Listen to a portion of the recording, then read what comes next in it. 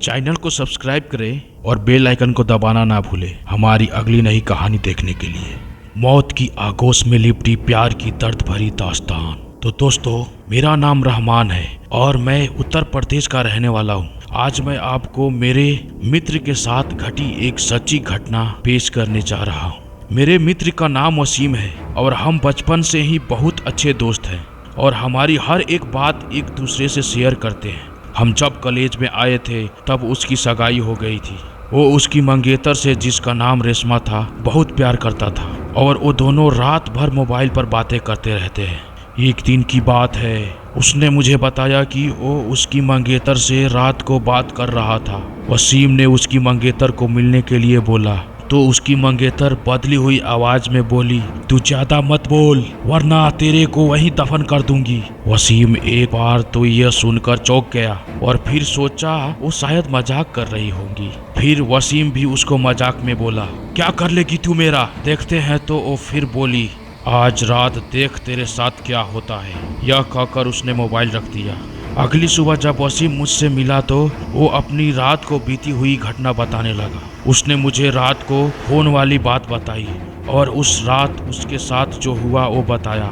उसने बताया कि रात को 2-3 बजे के आसपास अचानक उसकी नींद खुली और उसके सामने एक सफेद लंबी दाढ़ी वाला आदमी बैठा था। वो बोलने लगा, ले आ गया मैं, अब देख तेरे साथ क्या होता है। उसने वसीम के गले को पकड़ लिया। ऊपर मेरे सांसें रुक गई। वसीम ने उसी वक्त अल्लाह का नाम लेते हुए नमाज पढ़ना शुरू कर दिया और वो उसके सामने से गायब हो गया। मुझे उसकी बात सुनकर बड़ा अचंभ हुआ कि ऐसे कैसे हो सकता है। उसके अगले दिन वसीम ने फिर अपनी मंगेतर से मोबाइल पर बात की और बोला, कल रात तो मुझे क्या अनाप शनाप बोल रही थी। उसकी मंगेतर ने कहा, ऐसा कैसे हो सकता है जबकि कल तो मैंने फोन ही नहीं किया था। ये सुनकर वसीम के रोंगटे खड़े हो गए और उसने तुरंत फोन काट दिया। उसी वक्त वसीम ने मुझे फोन किया कि उसकी मंगेतर की तबीयत खराब है और कल उसके घर पर चलना है। अगले दिन हम दोनों तैयार होकर वसीम की मंगेतर के घर गए। वहां हमने दरवाजा खटखटाया तो उसकी मंगेतर सामने खड़ी थी और बदली हुई आदमी की आवाज में बोली, तू फिर आ गया ना, तूने अगर अंदर कदम रखा तो यहीं पर तेरा जनाजा निकाल दूंगा। वसीम बोला कि ये क्या बोल रही है तू। वसीम आगे था और जैसे ही उसने घर में कदम रखा उसकी मंगेतर ने दीवार पर टंगी तस्वीर उतारकर वसीम के सर पर दे मारी। उसके सर से खून बहने लग गया। वसीम के ससुर और सालों ने उसकी मंगेतर को पकड़कर बिठाया। फिर उसके सालों ने वसीम के सर पर पट्टी बांधी। रेशमा के दादाजी ने बताया कि रेशमा को जीन का साया लग गया है। इस पर वसीम के ससुर ने उन्हें अपना मुंह बंद रखने को कहा। थोड़ी देर रुककर हम वहां से सीधे अस्पताल जाकर ढंग से पट्टी करवाई। उसके अगले ही दिन मुझे वसीम का फोन आया कि रेशमा की तबीयत बहुत खराब है और अस्पताल में भर्ती है। वसीम ने बाइक निकाली और हम दोनों जल्दी अस्पताल पहुंचे।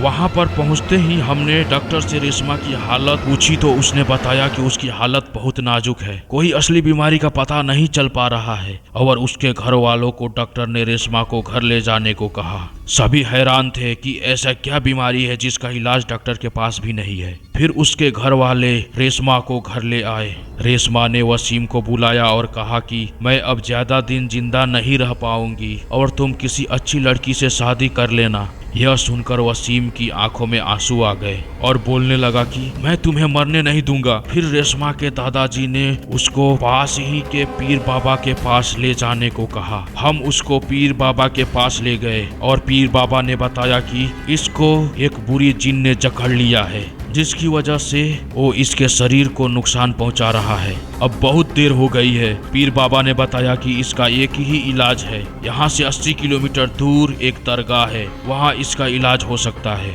और बाबा ने बताया कि इसके साथ वही इंसान जाएगा जिसे वो सबसे ज्यादा चाहती है। वसीम ने कहा कि मैं चला जाऊंगा, मुझे बाइक भी चलानी आती है। रात के 3 बजे वसीम और रेशमा दोनों बाइक पर निकल पड़े, लेकिन आधे घंटे बाद किसी का फोन आया कि वसीम और रेशमा दोनों एक्सीडेंट में मारे गए। यह सुनकर मेरा रो रो कर बुरा हाल हो गया। मेरा सबसे करीबी दोस्त अब इस दुनिया में नहीं रहा।